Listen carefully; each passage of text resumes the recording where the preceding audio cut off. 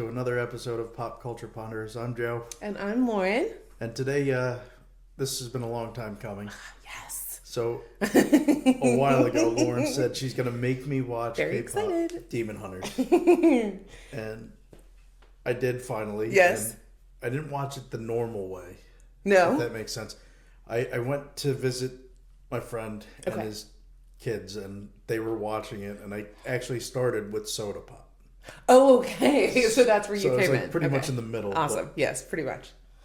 Yes, so that's exactly so it's one of those things, that's how a lot of people do K-pop Demon Hunters. I think that's one of the things that makes it so magic is kids can have that on in the background and your brain is just wait, I'm sorry, what is this? What are we listening to? I'm just kind of subtly into it. And then all of a sudden it grows on you because that's kind of how I've infected other people with it. I watched it, absolutely loved it, thought it was so fun, and then just started playing the soundtrack and quietly people started to go, what are we listening to? And I was like, well, if you want, we could watch the movie. Yes, because I think it's so delightful. Okay, cool. So starting with Soda Pop then, what is your favorite song out of K-pop Demon Hunters? I don't know. There's just so many good ones.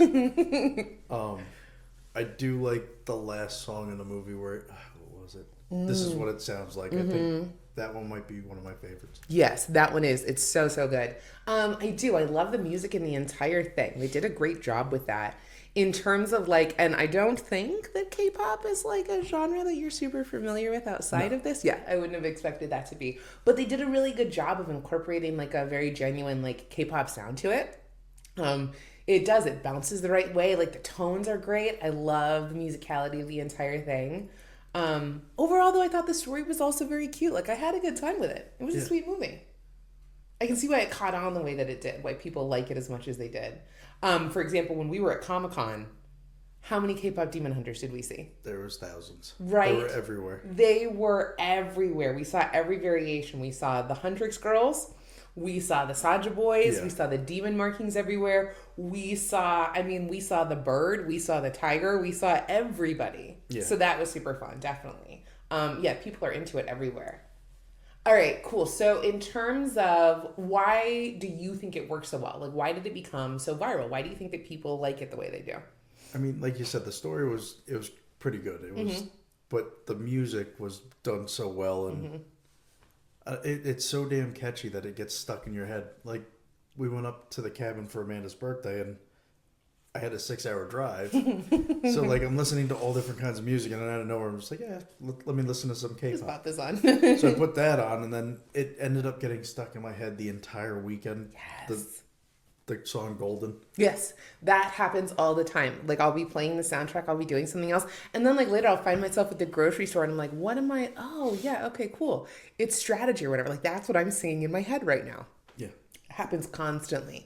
And I think that that's again that's part of the strategy behind it, because if you can make it so that a parent is going to be happy to listen to it in the car, they'll play that movie way more times. Yeah. You're going to have way more playability. It's kind of like what happened with Frozen and stuff like that, except for that eventually drives parents up the wall. Yeah. This does not. This is not irritating in the same way. No, because it's basically listening to music while you're cleaning or doing chores around the house. Right? It has an actual radio vibe. So do you think they're going to end up making a sequel? I feel like they'd be crazy not to. Right? It's been so popular on it. How many weeks in a row has it been number one? Oh yeah, it is. It's one of the highest ranked movies. It just kind of popped up out of nowhere too. I don't think that anyone was expecting it to be quite as good as it was. And then it just completely took over. So yeah, I'm pretty sure that they'll end up making a sequel for that. I would be so down. Completely ready to watch that in a heartbeat. If you're looking at the characters, who's your favorite? When you're looking at, and we're going to break this down by the overall movie. Yeah. But also just the Huntrix girls. Who's your favorite, and what would you do with them going forward? In a sequel, where would you take these characters? I don't know, because I do like the manager, Bobby. He makes me laugh. Yes, Bobby is great. Yeah. He's great. And then I do like Mira. Yeah, yes. I like Mira a lot too. She's probably my favorite. I don't know, something about her vibe is just great. She's so fun. Zoe's cute too. She's absolutely, and of course Rumi is great. But yeah, Mira's the one that I think I would be totally, and I would like to see those three kind of evolve a little bit more. I do like how in this movie you get to see as Rumi is coming into her truth and who she is and what she's actually going to be like. But now we've created this like new Hanmun. You've changed the universe. You've changed how demons and humans interact, and we've theoretically changed our understanding of demons. So it would be super fun to watch these two other girls go forward and how they interact with this part of the population, like how demons continue to be part of the world. Because like as I'm watching it, I don't think that all demons are bad. No, that they showed that with Gino not being completely bad, saving Rumi at the end. Right? It's not just, but like also when I'm watching some of them down there in hell, like some of these, like I feel like they're just a little bit being bullied by Lima. Like they're, theoretically they could bring a little bit more lightness and mischief into the world. Like I feel like, there's a version of the world where you have a mixing of the populations and it's maybe not so bad. I would enjoy that. Another thing that I would be happy to follow up with is the Tiger and the Bird. Yeah, I mean, they could have their own spin-off miniseries, maybe. Right? I would watch an entire TV show of just the Tiger and the Bird. Where did the bird come from? Why is his attitude like this? Why won't he give the hat back? I like that part too, where Rumi's like, why does the bird have a hat? Well, it was for the cat. And then he took it, and now he just will return it. Yeah, that I like that part. There's so many different things that they could go with it, and I don't know. I've heard fan theories that certain characters weren't actually human either. Like Mir wasn't actually. She might be demon because if you look at all the demons in the movie, they all have colored hair. Right? They do. That's true. Oh, that would be super interesting. I thought that was an interesting fan theory. Right? That's fun. There could be something there. It would be cool to see if that was explored a little bit more too. And like I could also do like some spin-offs of some of like the earlier eras too of the girl groups. Like I think that would be super fun.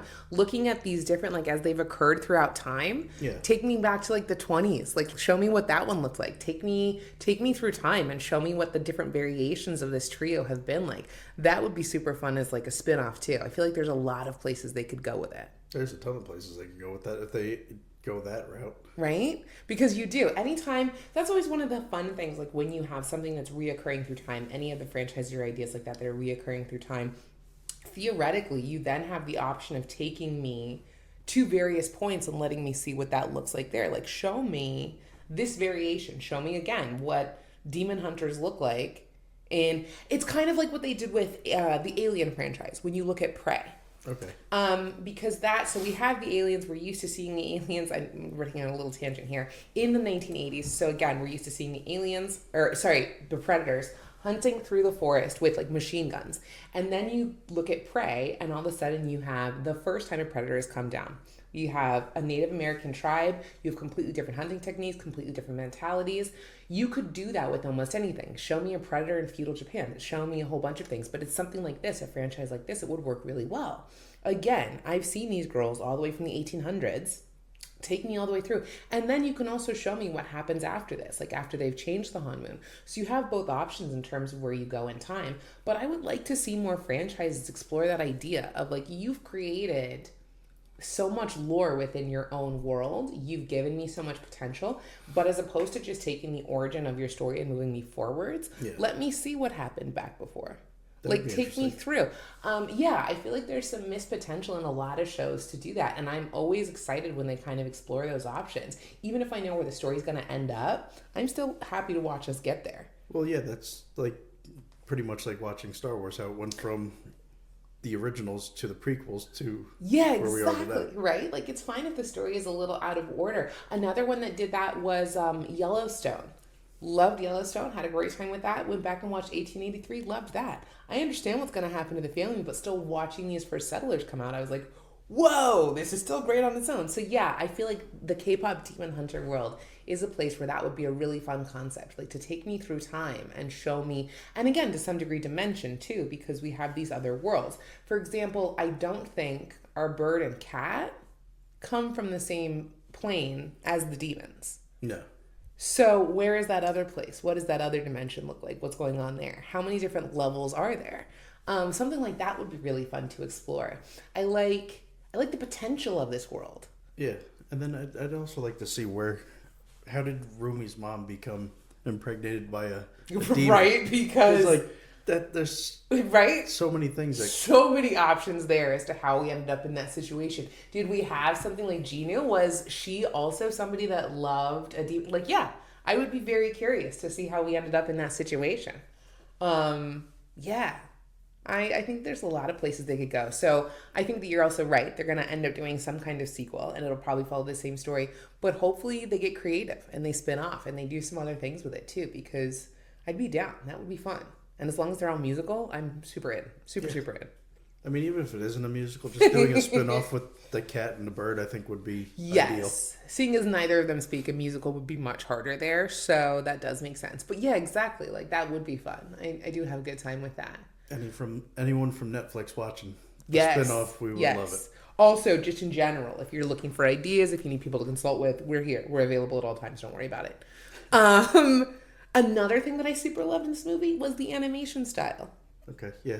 They had a couple of moments, especially like with the girls, like there's something very, again, they move into that anime manga territory where we're seeing like an overblown or an exaggeration of proportion that is so fun and is uniquely different than American animation styles. It's different than what we do. It's pulling from a whole bunch of different sources, and it was really fun for me to see that. Like the faces when they're eating the ramen, as they're going through, like there's a bunch of different moments like that. Even some of the faces on the demons where I was like, oh, this is great. This is a movie where I think they've mentioned the idea of doing a live adaptation. What would you think about a live adaptation of this one? I mean, it might be a little rough to try to get, like, because you're not going to get the same facial features you get from, like, one of my favorite scenes was when they're in the doctor's office trying to get the elixir. The pouches. And Mira has the stare off with the doctor and they're both going like this. And then next thing you know, her eyes are like very unproportionally huge. Yes, and then freaks them out. Like, how are you going to do that in live action? Right? You lose something there. That is one of the things that, and that's a general thing that I think I see in like a lot of the animation to live adaptations. There is a gift in animation. Like, there is something cool about that art form. There's a reason that we use it. It does something exaggerated. Like, it plays with our imagination. It plays with proportion and visuals in a different way. And some things, when you switch them from animation into a live action, something vital gets lost. Like, they don't work as well. They're not as cool. They're not as fun.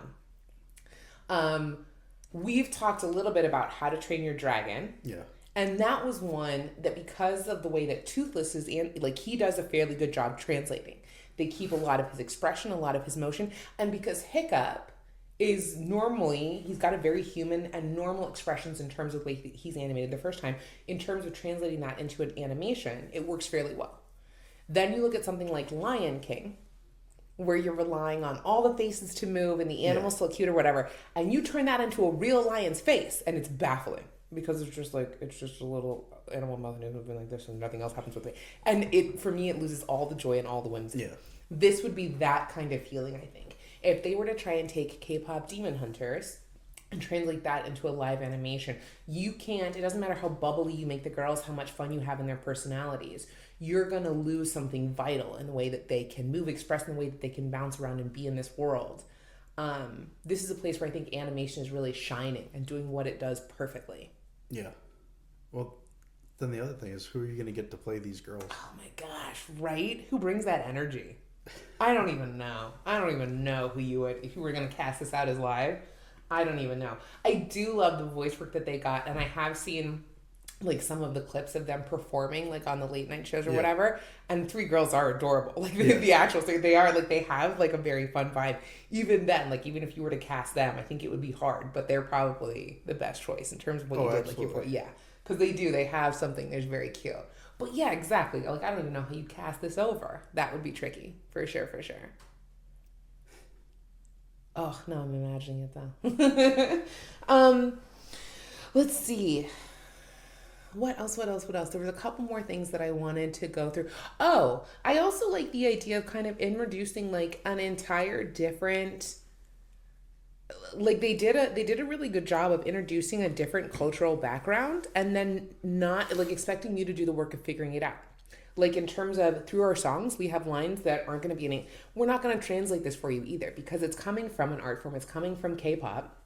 This isn't necessarily designed to be easily digestible. Like, we're making it accessible, but you're still going to have to do work to understand in terms of how our underworld system works, in terms of how our belief systems work, in terms of how, like, even things like the glow sticks and stuff like that. Like, that's huge in K-pop. Like, when they each have, like, when they have the Saja Boy sticks and when they have the Huntrick sticks, that's huge in K-pop. Those are a major thing. Like, you buy those, you wear them with pride, you carry them around, you have them for your bands.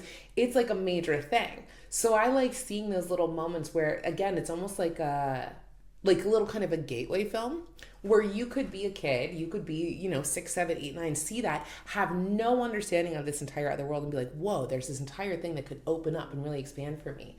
It was the same way for me. Like, that was one of the things that anime and manga did when I was young. Even things like Naruto. Like, I remember watching that when I was young and just being like, whoa. Or even like, the way Avatar could do it for some. But there is something about seeing something like that and be like, cool, this is so wildly different than the cartoons that I'm used to and the way that stories get told to me. I love that kind of opens up a brand new perspective. And I think that they did a good job with that film. I like taking animation or using this unexpected art form to really give you a glimpse of a world that's not ours. I think that's so fun. And I don't think we see that as often. Well, I think that's probably why I liked it so much, was just it was something different. Yeah. It wasn't your normal animation that I would imagine saying, like, I don't know, like you said, How to Train Your Dragon or Shrek or something along those lines. Like, we do. Like, there's touchstones in those. So it's one of those things, like, you're gonna have a basic understanding. Like, you're gonna get all of this. You're gonna get kind of where the story's gonna go too, because our fairy tales and our kid stories, they work in a certain way. Yeah. This was a little bit more like, cool, like, I don't know exactly like how this is going to go. I don't know exactly how your stories fit together. I don't know exactly what your messaging is going to be like. I liked that a lot. I thought that was really, really fun. One of the places you see that for me too is in the adopted mom, Celine. She has taken she's taken Rumi in. She loves Rumi. She has done what she believes is best for her. And still fundamentally has told her, you are wrong. You should hide who you are. This is not going to be acceptable. And there is no turning point for her. Yeah. There is no higher understanding. There's no moment where she embraces and realizes and changes. We're so used to that redemptive storytelling and that arc of like, oh, cool, the people around you, the adults around you, the power structures around you that have been wrong will eventually be discovered for their wrongness and will understand that and will fix themselves. And this was a story where that didn't happen. The adult is wrong and she stays wrong. Yeah. And the child has to go, cool, I don't have to live by your expectation or your rules. You are incorrect here. I am right. And that means the best thing for me to do is to leave you behind. Yeah. I liked that so much. I thought that was such a different version of that story of like where we see a child struggling with who they are as opposed to who a parent wants them to be or expected them to be. And the child fully embracing that, cool, if it's not healthy for me to stay around you, then I won't. Yeah. Loved that. Yeah, the fact that in the end the message was just be yourself and embrace what you are is a powerful message. Right. And there will be other people that do see and accept that. Yeah. There will be a found family that you can create out in the world. You have these girls that do see you and they completely they will accept you. It's not always where you come from. Sometimes it is where you end up. Yeah. And you can create that for yourself. You can find that and make that. I loved that in terms of messaging. And it's something that I don't think I see as much in kids' movies. Again, it usually ends up like, you were right, I was wrong, I've learned my lesson, and now everything is going to be fine. And this wasn't like that. This was one of those, no, sometimes it's just unfair, but you can still be okay. Yeah. You can still make things okay for yourself. Loved that. So I thought that was really, really fun in terms of like a shift in this movie. And then I also like the idea too that you don't have like this perfect resolution between Rumi and Gino. That like he does come to the understanding of, okay, cool, I did feel, and like I should be protecting you and I need to help you now, but it comes with a sacrifice of like himself in that life and that, or that afterlife or whatever. And there's not really like a safe, like again, it's not guaranteed that he's gone into some better place or that things have gotten better. He made that decision just to protect her, not with a guarantee of anything else, just because it was right. And she deals with that sacrifice too. She had a plan where he could have theoretically been safe and things could have worked out perfectly. and they both have to just let go of that perfect idealized reality and just be like, okay, cool. In this moment, what's right is this. I liked that too. There was some surprising moments in this movie, and that was another one where I was just like, oh, cool. It's not going to end up perfectly. Like, he's not going to switch sides. We're not going to be okay. He doesn't get to stay in the human world. Like, no, it's just going to go a little bit sad, a little bit hard. Well, yeah, that's another thing, because all these movies you watch, and it's like, all right, the two end up falling in love and then happily ever after. This didn't end that way. Right? We're very used to things going very picture perfect. And this one ends really, really well, but it's not picture perfect. No. Which is one of the things that gives them potential for a spinoff. But I like that feeling of like, cool. Yeah, things aren't always like, it can be okay. If it's not perfect, it can still be really, really good. I feel like our kids' movies don't do that as much anymore. And I feel like when we were younger, that was a much bigger theme. Yeah, most of the movies ended the same way in a different story, but yeah, similar outcomes. But like there was also a little bit more struggle. Like there was a point where stress and that anxiety was, and that feeling of the story not coming out perfectly was kind of inherent in our children's movies, like through the 80s and 90s. We had that like, oh no, something bad is going to happen and it's going to be real bad and the child's going to be in real peril. Like there will be real fear, there will be real anxiety. And then if you look at like a lot of the kids movies through the 2000s, we're telling different messages, but we've lost some of that feeling of like, cool, some conclusions are just painful, like some endings are just bittersweet. It kind of shifted and everything ends up perfectly for a little while.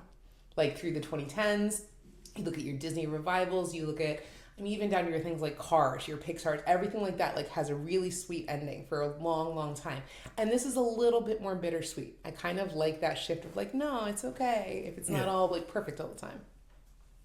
I think that's helpful. You can see it in a couple other things too. Like they're starting to come around. Like the newest Spider-Man had that same feeling of like, oh, cool. This isn't gonna be the new with Tom. Yeah, where you're just like, oh, where he ends up, where everybody forgets him and he's on his own. Yeah, and he makes the choice to just let that stand. I like that feeling where we're kind of shifting back to learning to sit with discomfort. I think that that's valuable, and I think that film is a really good place for us to learn how to do that. It's one of those skills as a child that like that's an important thing to learn how to do. We as a group, as like a societal group, aren't very good at being uncomfortable. No. We think that being uncomfortable needs to be fixed, that it's the same as being hurt, and it's not. And I remember being like a little kid and watching those heartbreaking movies and sitting there weeping and knowing that I really loved this thing, even though it was hurting me, even though it didn't feel completely good. Like watching something like Black Beauty, loved that as a kid. Broke my heart every time. Yeah. And like, this is another movie where you could be, and like it's definitely gentler than some of those were. But again, the ending is not perfect. The mom character doesn't fix everything. She doesn't make everything better. And Gino, she ends up losing the boy that she really cares about or the guy that she really, really likes. And there is something about that uncomfortableness that I enjoy. Yeah. That you can just sit there and be like, no, it's not perfect, but it's still really good. She still loves who she is. She figures something out. She has her family. It comes with sacrifice, but it's still right for her. Yeah. Yeah.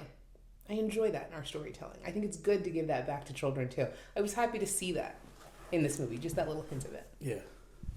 You're making me think of the line from Age of Ultron at the end where Vision's talking to Ultron. Yeah. And he's like, something's not beautiful because it lasts. Mm-hmm. Like that. That's exactly what I'm thinking when you're saying it doesn't come out perfect. Yeah, exactly. That is one of the great gifts of, and especially like in our art and in our storytelling, it's the same way Achilles says the exact same thing in Troy. Your gods envy us, and they envy us because we are mortal, because everything is more beautiful, because it is fading. If you did not have the imperfection, none of it would matter as much. And we kind of lose that again in our storytelling and like our movies. There are periods where we're kind of like idealizing things, and then there are certain things that tell a little bit more painful truths. When I look back at the movies that I loved the most from when I was a kid, it's not the ones that were really like pretty and fun and easy and bright. Like those are good too, and I remember them. But like, you remember Lion King because Mufasa dies. Yeah. Because like, and then Simba rises back up. Like that's what matters so much about it. You remember certain things because of the peril and the pain in them. That's kind of what defines them for you. And so I think that it's nice, like in this movie, that there's a little bit, again, that there's some of that going on. I've seen some of the other movies that are a little bit more recent, like when I have been watching family, our little cousins and stuff like that. I've been watching a few of like the Disney Channel originals.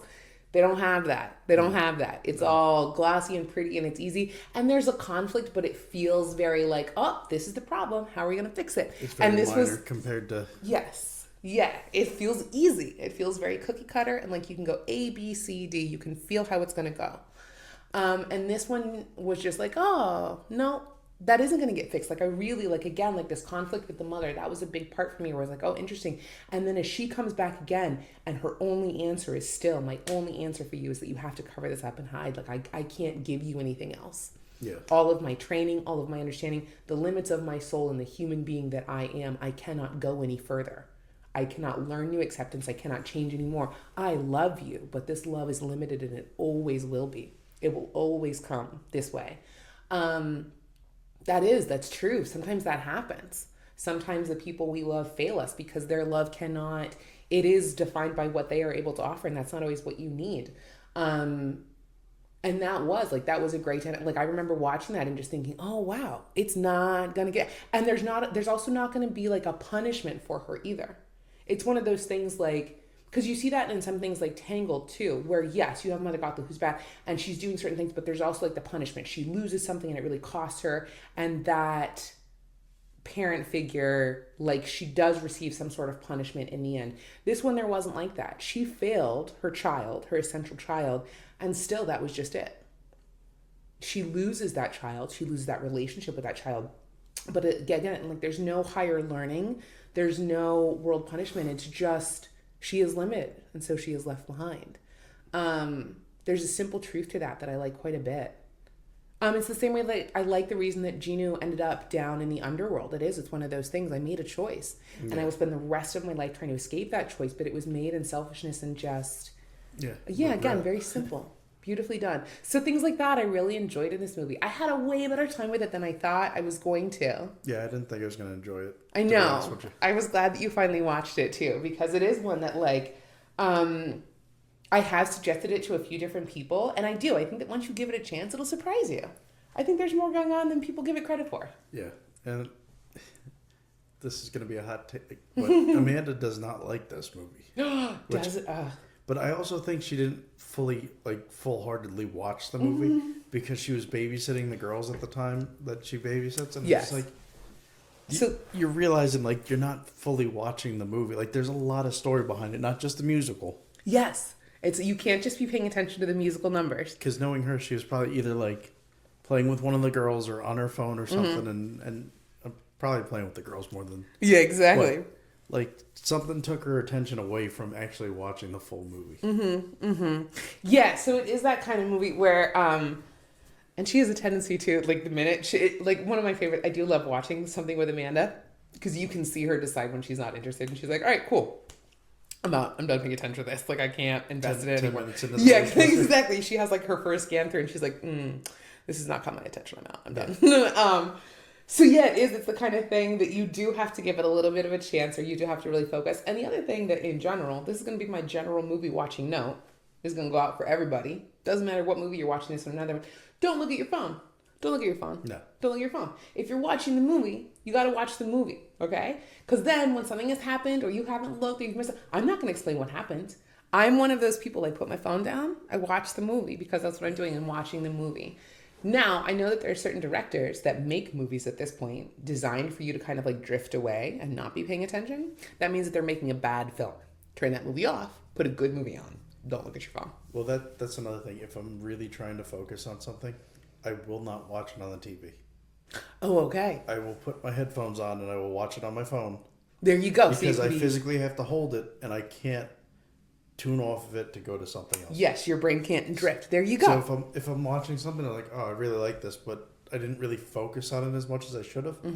I will rewatch it, but I will watch it on my phone to where I could really get in depth and watch everything that happened. Zone back in. There you go. That's perfect as long as you have a way. Because I do think that that's what happens.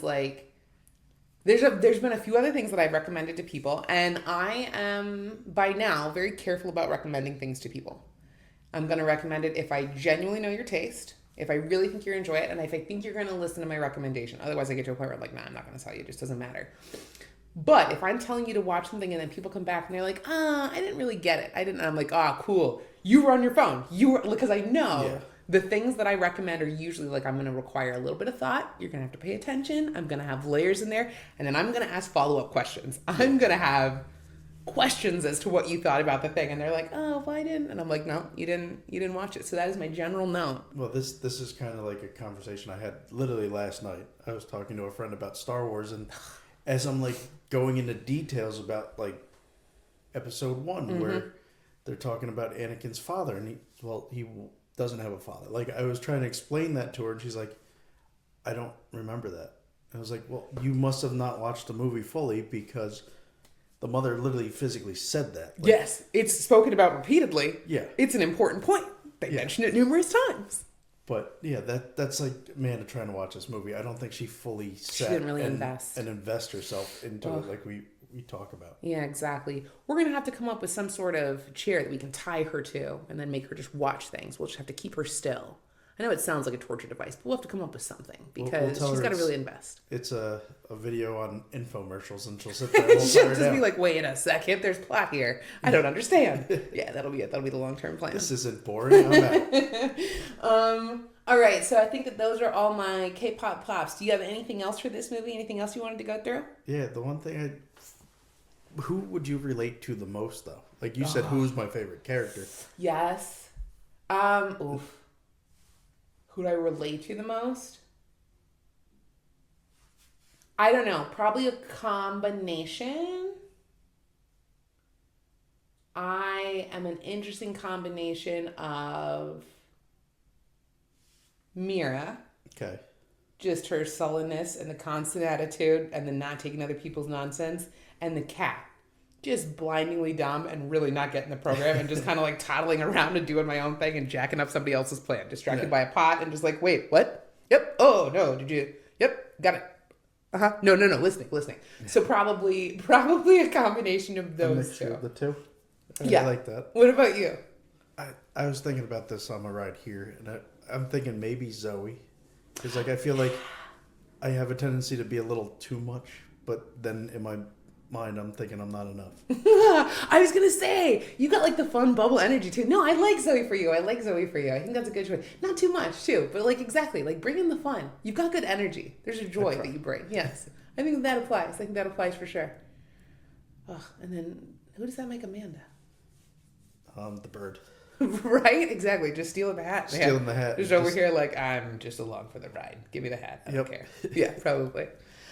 Nice. I like that. Yes. I think that's a good option for us. Works out pretty well. All right. So I think that's going to carry us out for this one. Let us know your guys' picks. Yeah. Any takes that we missed? Yes. Who you identify with the most. What is your favorite song? What do you end up singing along with? What do you play the most? If you haven't seen it, why not? Consider it. Yeah. Tell us why you haven't watched it. Do you think there's going to be a sequel, and what do you think it's going to be about? Yes, absolutely. Give us your hot take on the entire thing, because we had a great time with this one, and hopefully you guys did too. So I'm Lauren. I'm Joe. All right, and we will see you guys next time. Have a great time.